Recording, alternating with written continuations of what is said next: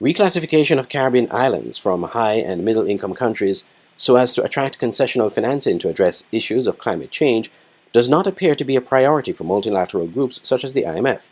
Caribbean countries have long complained that the metrics used to classify them as high and middle income countries is not a correct measurement of what is happening on the ground in these islands. But when the question was posed to the director of the IMF Western Hemisphere Department, Rodrigo Valdez, in a recent press conference, he conceded that the classifications are based on rules already set. He was asked the question by SKN Vibe's Jermaine Abel. There has been a concern, and just recently during this week, the Minister of Finance, specifically within St. Vincent, raised this concern. Reclassification, is there any consideration by the IMF to reclassify them as not necessarily being high income earning countries, specifically when they're going to be affected by hurricane? There are no plans to change our definitions of which country is either, which is not one, who has concessional lending, etc. Those are rules that are given. But we understand that there is an interesting discussion about other measures of vulnerability. Now, there is no consensus on that, so really is a discussion ongoing. And very importantly, we're pretty flexible when we design programs. When we design programs, we take into account vulnerability. And part of our advice to the region, to the Caribbean region, is given the effect of natural disasters that happen there in terms of how often and how big, it's very important to have fiscal space to tackle that in preparation. So this measure of this recommendation of fiscal restraint in the short run to build up space, to build up buffers, applies squarely also to the Caribbean. In an interview with the SKN Newsline at the IMF World Bank spring meetings recently, Finance Minister of St. Vincent and the Grenadines, Camilo Gonzalez, lamented that organizations like the World Bank and the IMF were not accurately measuring the wealth of Caribbean countries, which placed them at a disadvantage. If you look at the per capita GDP, per capita GNI, you would think that everybody in St. Kitts is wealthy, but that's not the case. It's that you have an amount of money divided by a very small number of persons, so it's a misleading number that is created. Similarly in St. Vincent and the Grenadines with 110,000 people. Income per capita is not a measure in the Caribbean context, in a small state context, of wealth. Meanwhile, Valdez had a good assessment of Caribbean economies regarding economic growth. Well, the Caribbean region has done, as the rest, pretty well in the last few years. If you would have put the shocks that were coming 5 years ago in the future, I would have been very worried. And reality is that the economy is recovered. The Caribbean region went back to activity levels pre-COVID. Some countries are growing faster than others. Particularly to notice Guyana, very strong growth. But there are others too, no?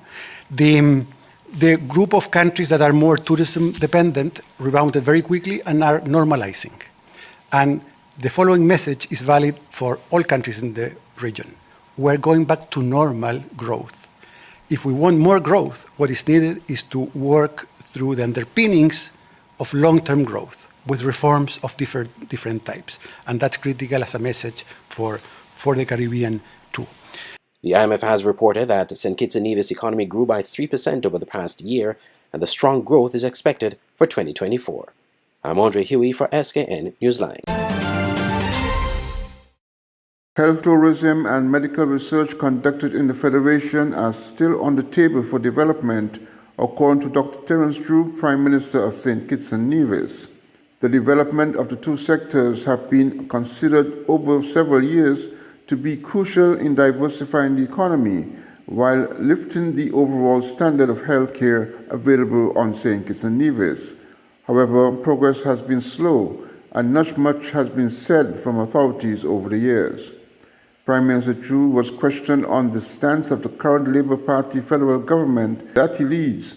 He referred to the concept of One Health, an approach that recognizes the health of people is closely connected to the health of animals and our shared environment. This government is very interested in health tourism, not just from the perspective of the Christopher Harbour investment or from the Royal St. Kitts. The one at Royal St. Kitts, I met with new investors and they want to go forward with that. And that would have the blessings of the government. Of course, looking at all the regulations and laws and so forth. The one at Christopher Harbour, I think at some point there was a possibility. I think it was scaled down and came to Royal St. Kitts. Since then, Royal St. Kitts has transformed into something else, which we are seeing built out now. So I would say the government's position is that we want health tourism. The other matter is we are now going into building a new hospital, which is going to break ground very, very soon, within the next 2 weeks. We are going to create a health city. The health city will be where Ross University is. Ross University Vet School, then there is UMHS, you'll have the hospital, you'll have a research center, which I'll speak to because you asked about it, and then we will also have private medical centers to complement what we are going to construct there. And that medical city, we want to become an area where health tourism can also be pursued. For example, you can have even patients from around here, St. Eustatius, Anguilla, and so forth, who can come into St. Kitts and be able to access some of those services. That is why we're talking about kidney transplant and new MRI system, new CT scan system, fluoroscopy, more specialists at the hospital, brand new hospital, upgrading, becoming an accredited institution. So all that is to make sure that we provide, first and foremost, good healthcare, improve healthcare for our people, and secondly, be able to really extend that service to those who are not from St. Kitts and Nevis through health tourism. So we are pursuing that in private sector and within the public sector. From the medical research end, we are going to engage in medical research. We are going to open a medical research center because we want to create the concept of One Health. That is where Ross University comes in the sense that, and we have signed on to it, an MOU about One Health with the Ross University School of Medicine with human, because we can see diseases go between from animal to human being. So we want to make sure that we're on top of that. Some of you heard about avian flu and bird flu and swine flu and all sorts of things. These are some flus that cross from one species to the next. And therefore, the concept of One Health, we want to build it out here. So you'll see that medical city being built in St. Kitts and Nevis, and it will start very soon. I'm talking about it will start in weeks. It is said that health tourism, if implemented properly, could boost the economic standing of the country. Glenn Bart reporting for SKN Newsline. Hope Economics is an economic and development consulting firm specializing in economic policy, advising, business and trade advisory, research and project management. We work with governments, private sector agencies, multinational institutions, and non-profit organizations across the Caribbean region. Led by principal consultant Kevin Hope, Hope Economics applies rigorous analytic skills and local knowledge to address key challenges facing Caribbean economies. They work closely with governments and partners to design evidence-based solutions and support sustainable development across the region. For more information or to book services, email admin@hopeeconomics.com or contact WhatsApp 268-721-0936 or 203-257-8785. Hope Economics, your dreams are our mission. Welcome to Channel Links, your most reliable shipping agent. Shopping online sometimes can be challenging, especially when trying to get the best deals from China. But with Channel Links, they make it easy and simple for you, the shopper. With agents working with them for over 20 years, Channel Links offers the best in supplier screening to ensure background checks are done on online merchants, so you know you're shopping with genuine sellers. They handle freight forwarding. No cargo is too big or small for their shipping services, shipping from their warehouses in China directly to your final destination. And get this, they offer door-to-door and port-to-port services as well. So, whether you are ordering from AliExpress, Alibaba, and other Asian shopping sites to cash in on affordable prices at the best quality, shipping from China to the Caribbean, your best and only option is Channel Links. located in St. Martin, with shipments also to St. Kitts and Nevis. For more information, call or WhatsApp 1721-554-4802, 1721-526-4766, 1721-581-6968, or 1721-580-4834, or email contact_us at channel-lynx.com. Channel Links, your shipping solution.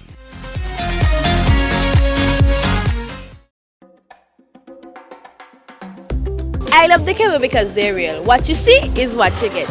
No hidden agenda, no tricks, just real, honest communication.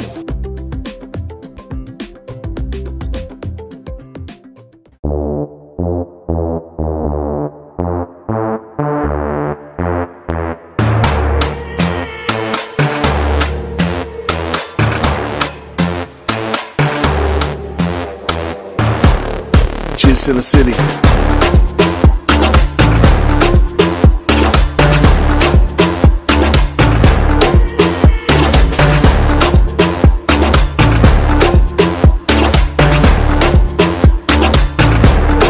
Cheers to the city.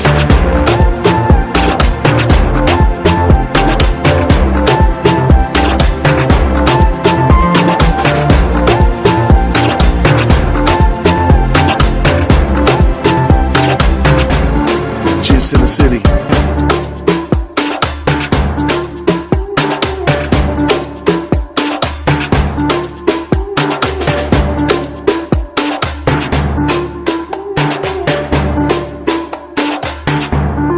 Cheers to the city.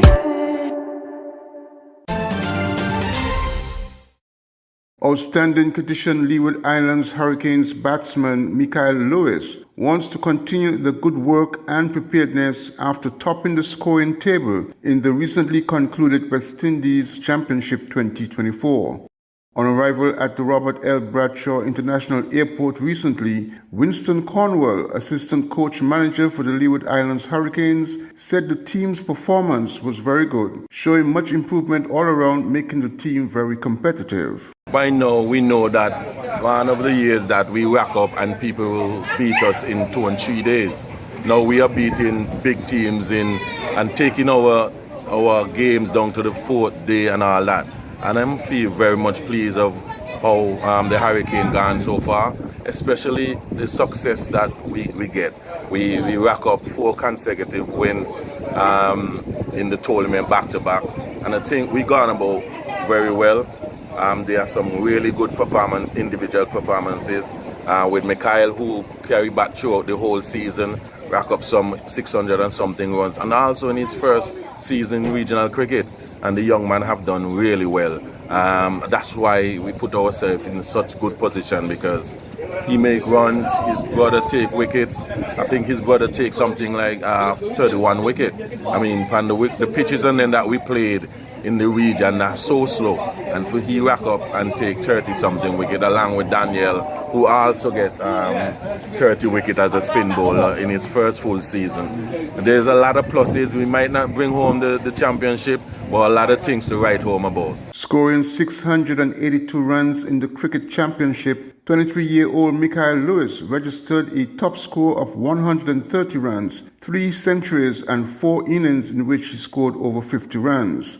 While pleased with his performance, he believes in continuing the work and being prepared. The recipe for success always remains the same. It's always hard work. And during the games, I was just being patient. I felt like the patience is what really worked for me during the games, and just being selective in my decision making. Well, but I can't pass anything but good remarks about my team. The senior players in the team, Karen Powell, Raheem Cornwall, Jamal Hamilton, they really guided me through and gave me some really good advice, helped me to the tournament to really help me to perform to the best of my abilities. And even the coaching staff, Stuart Williams and Wilden Cornwall, they really helped me throughout the tournament, But as of right now, I'm just going to continue training hard, continue preparing, because I don't know where in the next few months where I'll be. So I'll just be well prepared. Several experts in the cricketing arena have expressed the view that Lewis has great potential and a future in cricket. Glenn Bart reporting for SK Newsline. The Charlestown Primary School celebrated its 32nd anniversary with a church service at the Shallow Baptist Church in Ramsbury, Nevis, and a celebration on April 27th. At the church service on April 25th, Principal Cheryl Haynes said the school holds a colorful history. It stems from the rich legacy laid by the Charlestown Boys and Girls School. CPS, home of the Tigers, was established in the year 1992 and housed within the vicinity of Ramsbury site. Today, because of God's grace and mercy and his love for the pride, we celebrate 32 years of favor, 32 years of countless blessings, victory, and successes. The rise, love, passion, and commitment of staff, parents, and community over a 32 years span has forged a CPS support system that is unlike any other. Therefore, the benchmark of excellence we hold fast today is a result of 32 years of sweat, hard work, and labor by members of the CPS family. Congratulations, Charlestown Primary School. Indeed, the palm is gained with effort. Featured speaker for the event was past student Delvin Clark. I'm Andre Huey for SKN Newsline. Hope Economics is an economic and development consulting firm specializing in economic policy, advising, business and trade advisory, research, and project management. We work with governments, private sector agencies, multinational institutions, and non-profit organizations across the Caribbean region. Led by principal consultant Kevin Hope, Hope Economics applies rigorous analytic skills and local knowledge to address key challenges facing Caribbean economies. They work closely with governments and partners to design evidence-based solutions and support sustainable development across the region. For more information or to book services, email admin@hopeeconomics.com or contact WhatsApp 268-721-0936 or 203-257-8785. Hope Economics. Your dreams are our mission.